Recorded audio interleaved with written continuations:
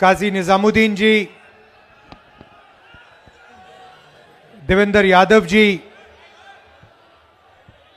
परवेज हाशमी जी, शकील अहमद खान जी, आसिफ मोहम्मद खान जी, शोएब दानिश जी, नाजिया दानिश जी, हमारी कैंडिडेट अरीबा खान जी, स्टेज पे कांग्रेस पार्टी के वरिष्ठ नेता, हमारे प्यारे कार्यकर्ता, भाइयों और बहनों, आप सबका यहां बहुत बहुत स्वागत, नमस्कार। कैसे हैं आप? मूड कैसा है आपका? ठीक है। दो विचारधाराओं की लड़ाई हिंदुस्तान में हो रही है। एक तरफ नरेंद्र मोदी, मोहन भगवत, आरएसएस और दूसरी तरफ कांग्रेस पार्टी। बाकी पार्टियां विचारधारा की पार्टी नहीं है, सिर्फ दो विचारधारा की पार्टियां हैं।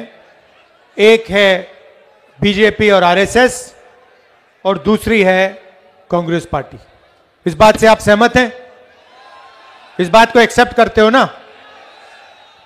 ये संविधान, ये हिंदुस्तान के हर नागरिक की रक्षा करता है। हर धर्म की, हर जात की, गरीबों की, हर भाषा की यह संविधान रक्षा करता है। और यह संविधान गांधी जी, अंबेडकर जी, कांग्रेस पार्टी और हिंदुस्तान की जनता ने देश को दिया था। आज बीजेपी और आरएसएस इस संविधान को खत्म करना चाहते हैं। वो चाहते हैं कि चुने हुए लोगों का हिंदुस्तान हो, अरबपतियों का हिंदुस्तान हो और इस देश में गरीबों के लिए कुछ ना बचे। वो चाहते हैं कि भाई भाई से लड़े, एक धर्म दूसरे धर्म से लड़े, एक जात दूसरी जात से लड़े, एक भाषा दूसरी भाषा से लड़े और इस लड़ाई में वो देश का धन अपने 10-15 अरबपति मित्रों को देना चाहते हैं। और कांग्रेस पार्टी, जिसने ये संविधान की लड़ाई लड़ी, आजादी की लड़ाई लड़ी, वो इस संविधान को बचाने में लगी है, इस संविधान की रक्षा करने में लगी है। और एक बड़ा सुंदर नारा भारत जोड़ो यात्रा में से आया, जो सब कुछ समझा देता है। नफरत के बाजार में हमें मोहब्बत की दुकान खोलनी है। और हिंदुस्तान में मोहब्बत की दुकान जब ही खुलेगी जब इस संविधान की रक्षा होगी, जब यह संविधान मजबूत होगा और जब भाईचारा फैलेगा। बीजेपी जितनी भी नफरत फैलाए, जितनी नफरत फैलाए, जितने नफरत के वो बाजार खोलें, उतनी ज्यादा हम मोहब्बत की दुकानें हर चौराहे में, हर गांव में, हर जगह खोलेंगे। और एक बात समझ लीजिए, बाकी पार्टी वाले सब, मैं नहीं जानता मोदी जी से डरते नहीं डरते हैं। केजरीवाल जरूर कांप जाते हैं। और वो आए थे, उन्होंने कहा था कि नई तरीके की राजनीति करूंगा, साफ सुथरी राजनीति। और सबसे बड़ा लिकर स्कैम, सबसे बड़ा भ्रष्टाचार दिल्ली में केजरीवाल जी और उनकी पार्टी ने किया है। साफ राजनीति, दिल्ली में सांस नहीं ली जाती है, पोल्यूशन बढ़ता जा रहा है, साफ पानी नहीं मिलता है, रोजगार नहीं मिलता है, महंगाई बढ़ती जा रही है। यह है केजरीवाल जी की राजनीति, शीश महल वाली राजनीति। पहले छोटी सी गाड़ी में घूमते थे, इलेक्ट्रिक पोल पर चढ़ जाते थे, जन लोकपाल बिल की बात की थी, अब सब भूल गए। बिजली का खंभा भूल गए, छोटी गाड़ी भूल गए, अब शीश महल वाली राजनीति करते हैं केजरीवाल जी। और जब दिल्ली में नफरत फैल रही थी, जब आपको उनकी जरूरत थी, जब माइनॉरिटीज को उनकी जरूरत थी, तो फिर वो आपके साथ नहीं खड़े थे। मगर कांग्रेस पार्टी और मैं आपके साथ खड़े थे।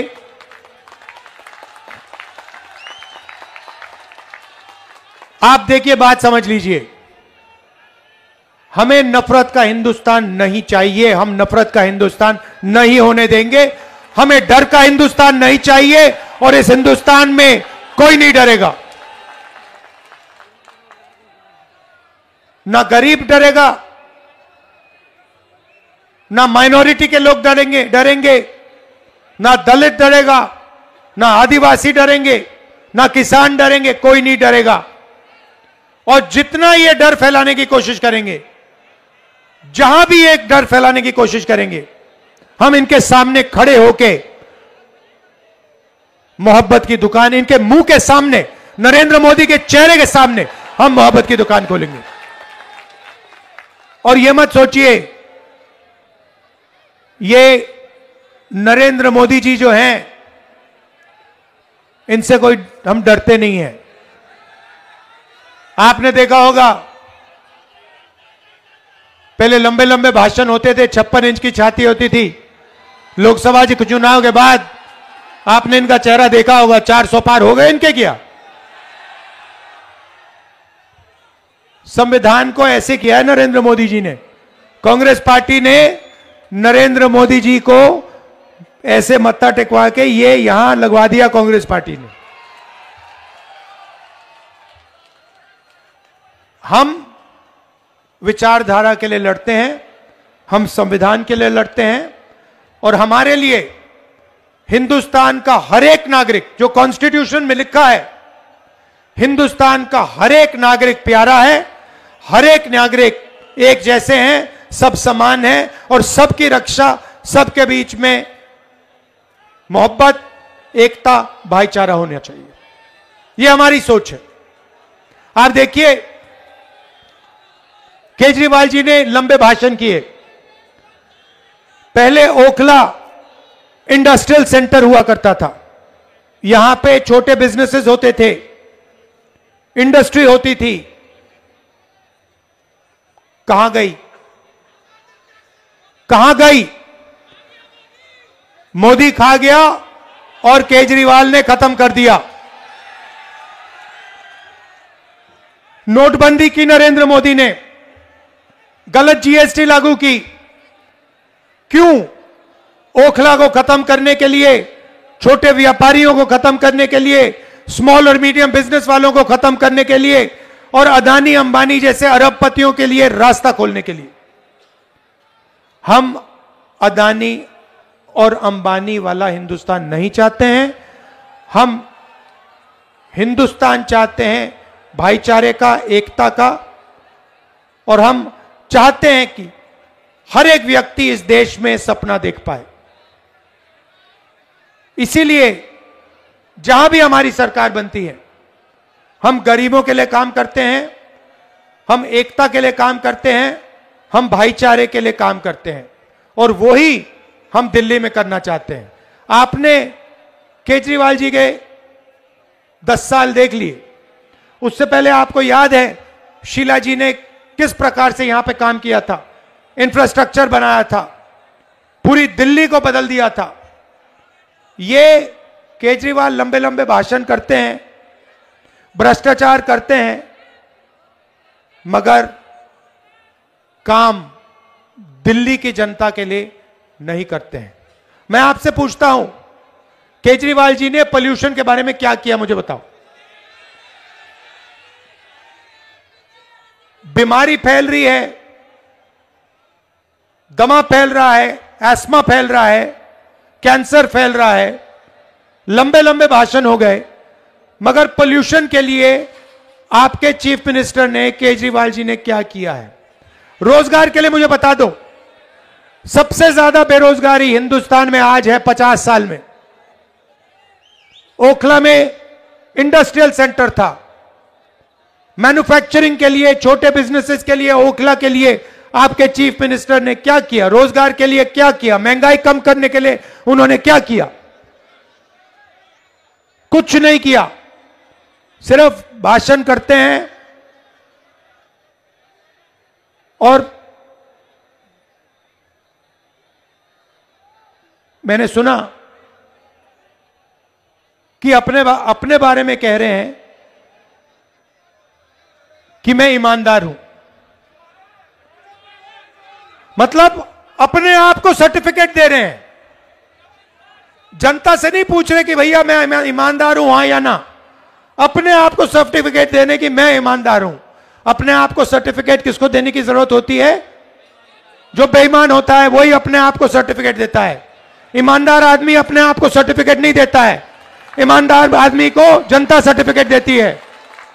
और बोलने की जरूरत नहीं होती कि मैं ईमानदार हूं, मैं ईमानदार हूं, कोई जरूरत नहीं होती है। जनता जानती है कौन ईमानदार है, कौन ईमानदार नहीं है। आप आए थे, आपने कहा था कि आप ईमानदारी की राजनीति करेंगे, आपने ईमानदारी की राजनीति नहीं की, आपने लिकर स्कैम किया। दिल्ली में सबसे बड़ा लिकर स्कैम आपने दिल्ली में किया है, यह सच्चाई है। और अगर आप सचमुच में ईमानदारी की बात करना चाहते हैं तो आप दिल्ली की जनता से पूछो, भाषण में, ऐसे भाषण में जाके पूछो, सर्टिफिकेट उनसे मांगो। आपको अपने आप को सर्टिफिकेट देने की कोई जरूरत नहीं है। भाई और बहनों, एक बात मैंने पार्लियामेंट में की, हिंदुस्तान में 50% पिछड़ा वर्ग है, 15% माइनॉरिटी है, उसमें मुसलमान हैं, ईसाई हैं, सिख भाई हैं, 8% आदिवासी, 15% दलित। और मैंने सवाल पूछा, पार्लियामेंट में पूछा कि हिंदुस्तान की बड़ी बड़ी कंपनियों में, हिंदुस्तान की संस्थाओं में पिछड़े लोग, दलित, आदिवासी, माइनॉरिटी के कितने लोग दिखते हैं? आप बड़ी कंपनीज की लिस्ट निकालो, ये अरबपतियों की कंपनी है, अदानी, अंबानी, ये कंपनियां, इनके सीनियर मैनेजमेंट की लिस्ट निकालो, इनके मालिकों की लिस्ट निकालो, और आपको दिखेगा कि 90% लोगों की इसमें भागीदारी है ही नहीं। इनको 5-7% लोग चलाते हैं। नरेंद्र मोदी पूरा का पूरा प्राइवेटाइज करते जा रहे हैं। पहले पब्लिक सेक्टर हुआ करता था, गरीब लोगों को जगह मिलती थी। पहले पब्लिक सेक्टर, पब्लिक अस्पताल होते थे, उसका उदाहरण एम्स है। पहले पब्लिक सरकारी कॉलेजेस और यूनिवर्सिटीज होती थी। नरेंद्र मोदी एक के बाद एक इन सबको बंद करता जा रहा है। पहले आपको सेना में जगह मिलती थी, अब आपसे कहा जा रहा है, युवाओं से कहा जा रहा है कि अगर आप सेना में जाना चाहते हो तो 4 साल के बाद आपको बाहर कर दिया जाएगा और आपको पेंशन नहीं मिलेगी, आपको शहीद का दर्जा नहीं मिलेगा। सच्चाई है कि गरीबों के लिए ये सारे के सारे रास्ते बंद कर रहे हैं। अरबपतियों के दरवाजे के लिए दरवाजे खुल रहे हैं।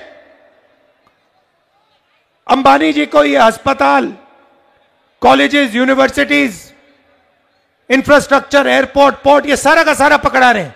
एक के बाद एक, एक के बाद एक। डिफेंस इंडस्ट्री पूरी की पूरी अदानी के हाथ में कर दी है।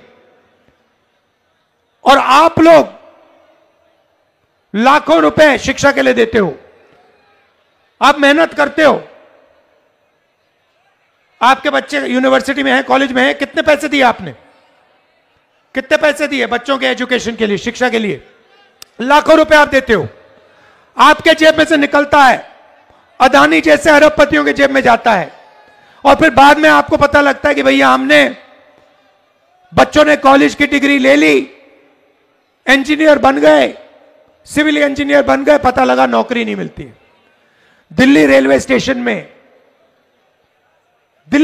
स्टेशन में एक इंजीनियर मुझे कहता है, लाल शर्ट पहनी हुई थी उसने, कुली का काम कर रहा था, और उसने मुझे कहा, राहुल जी मैं सिविल इंजीनियर हूं, सिविल इंजीनियरिंग की डिग्री है, लाखों रुपए मेरे पिता ने दिए हैं मेरी शिक्षा के लिए, और आज मैं कुली का काम कर रहा हूं। यही भविष्य है हिंदुस्तान के गरीब लोगों का। आप लोग मजदूरी कर सकते हो, आप लोग कुली का काम कर सकते हो, मगर आप लोग बड़ा बिजनेस नहीं चला सकते हो। आपके लिए सारे के सारे दरवाजे नरेंद्र मोदी जी ने और केजरीवाल जैसे नेताओं ने बंद कर रखे हैं।